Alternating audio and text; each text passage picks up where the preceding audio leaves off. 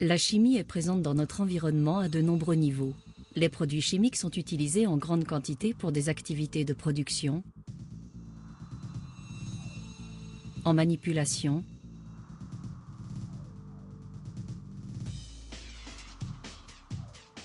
dans le transport, le dépotage et le stockage. Leur utilisation présente des risques tels que celui de projection et de brûlure. Le thème que nous allons aborder dans le cadre de cette formation est le risque de projection chimique, d'apparition de la brûlure chimique et les moyens de secours d'urgence pour l'éviter ou la diminuer.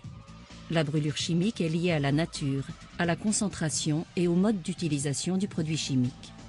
Par contact direct avec la peau ou l'œil, ce sont les produits chimiques de type corrosif ou irritant qui induisent un risque de brûlure. La prévention et le port d'équipements de protection individuelle permettent de limiter ce risque de brûlure en évitant le contact entre la peau ou l'œil d'une part et l'agent chimique d'autre part. Cependant, des accidents sont toujours possibles. Si un accident a lieu, alors le contact induit un risque accru de brûlure. La brûlure chimique se caractérise par une destruction partielle ou totale des molécules, des cellules ou de la structure de la peau ou de l'œil. Cette destruction est engendrée par le produit chimique qui a pu pénétrer dans les tissus de la peau ou de l'œil. Ce film réalisé sur des cellules d'œil de lapin témoigne du caractère destructeur immédiat d'une soude qui est une base forte même à faible concentration. Ce sont donc les premiers instants qui suivent immédiatement la projection d'un produit chimique sur la peau ou sur l'œil qui vont être déterminants en termes de premiers secours. En cas de projection de produits chimiques, la première mesure doit consister en un lavage d'urgence. Grâce au lavage d'urgence, le produit chimique va être dilué, ce qui va le rendre moins agressif. Son pH va être ramené progressivement vers une valeur plus acceptable dans le cas des acides et des bases.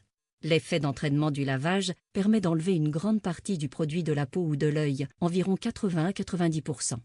Des solutions telles que l'eau ou le chlorure de sodium sont des solutions qui entraînent le produit chimique à la surface de la peau ou de l'œil, mais elles n'ont pas d'action sur le potentiel irritant ou corrosif du produit chimique et il est nécessaire de pouvoir commencer le lavage dans les secondes immédiatement après l'accident.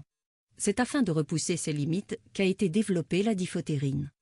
La diphotérine est une solution active et polyvalente spécialement conçue pour la décontamination des projections chimiques.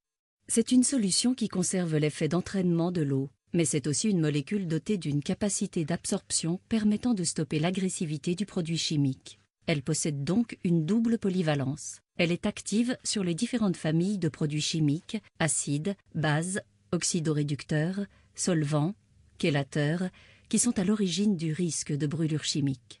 Dans le cas d'une projection par produit basique, soude, ammoniac, la diphotérine va attirer, fixer avec un site acide l'ion basique, l'emprisonner et le rendre inoffensif. De la même façon avec un acide, la diphotérine va attirer avec un site basique l'ion acide pour le fixer, l'emprisonner et le rendre inoffensif. De plus, il s'agit d'une solution hypertonique. Elle empêche également la pénétration du produit chimique dans les tissus.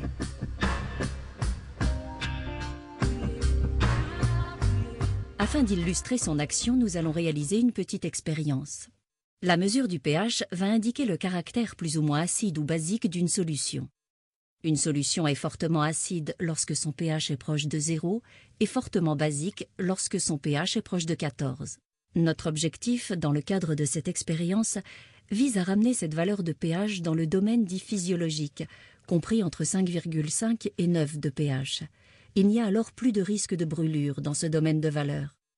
La quantité de produits chimiques utilisés ici, à savoir 1 ml, représente 2 fois la quantité de produits présente dans les 2 yeux suite à une projection chimique. Pour commencer, nous allons prélever 1 ml d'une solution de soude 1N. La valeur de pH est proche de 14, soit fortement basique. Nous allons simuler un lavage à la diphotérine avec pour but de ramener le pH en dessous de 9. Nous utiliserons pour cela 50 ml de diphotérine. Le pH est rapidement ramené en dessous de 9.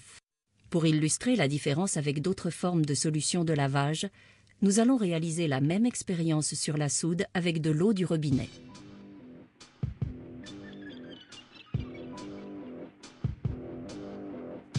Dans ce cas, la quantité d'eau nécessaire est importante, car l'eau ne permet qu'une dilution du produit chimique.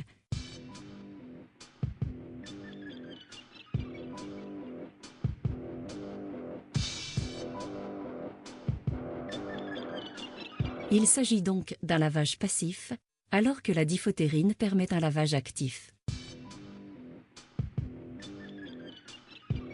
Nous allons maintenant procéder à la même expérience, cette fois avec un acide chlorhydrique. Son pH se situe proche de 0. De la même façon que pour la soude, nous constatons que le pH revient très vite avec peu de diphotérine dans le domaine physiologique. Cela illustre donc la capacité d'absorption de la diphotérine.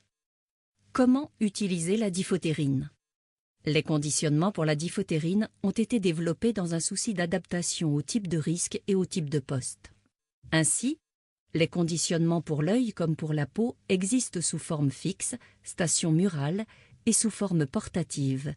Cela offre une meilleure réactivité et permet de répondre aux différents types de risques. La solution diphotérine est toujours la même, peu importe le conditionnement. Le lave-œil individuel stérile a été conçu pour des opérateurs fréquemment en déplacement, comme par exemple les opérateurs de maintenance. Il contient 50 ml de diphotérine pour un lavage d'urgence. Ce conditionnement est prévu pour une mise en œuvre dans les 10 premières secondes après l'accident. Pour des postes de travail plus statiques ou avec des risques accrus, il existe la station murale diphotérine. Développée pour les zones de production ou pour les laboratoires, elle doit être accessible par tous dans la zone à risque. Elle comprend 2 flacons de diphotérine de 500 ml chacun pour un lavage des yeux. Le lavage d'urgence doit intervenir au plus tard dans la première minute après l'accident. En cas de projection de produits chimiques dans l'œil, tournez le bouchon du lave-œil, ouvrez-le et commencez le lavage sur l'œil touché. Il est important de ne pas exercer une pression trop forte du lave-œil sur l'œil afin de permettre le lavage et l'effet d'entraînement. La station est également dotée d'une mini-douche autonome portable pour les projections sur la peau. Celle-ci contient 200 ml de diphotérine sous forme d'aérosol et permet la décontamination du visage, mais peut aussi être utilisée pour le lavage d'un bras ou du torse. Pour des petites projections sur la main ou sur de plus petites surfaces corporelles, a été conçue la micro-DAP. D'une contenance de 100 ml, elle est prévue pour une utilisation en système portatif. Le lavage d'urgence doit intervenir au plus tard dans la première minute après l'accident. La douche autonome portable, d'une contenance de 5 litres, est idéale pour les zones à risque telles que zones de stockage, zones de production, zones de dépotage. Le lavage se fait par jet micronisé et permet de laver l'intégralité d'un corps. Le lavage d'urgence doit intervenir au plus tard dans la première minute après l'accident. Si le lisse doit être utilisé au plus tard dans les 10 secondes après l'accident, l'ensemble des autres conditionnements diphotérine ont été conçus pour une utilisation dans la première minute. Le respect de ce protocole est essentiel pour un premier secours optimisé. En conclusion, quelques points clés. La diphotérine est une solution active et efficace sur l'ensemble des produits chimiques, corrosifs et irritants. Elle a cependant une action limitée sur l'acide fluorhydrique et ses dérivés. Utilisez l'hexafluorine dans ce cas.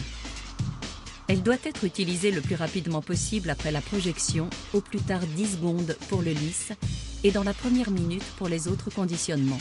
Elle doit être utilisée suivant le protocole proposé et les doses doivent être intégralement utilisées pour une efficacité optimale. Ne retardez jamais un lavage. N'oubliez pas d'obtenir un avis médical.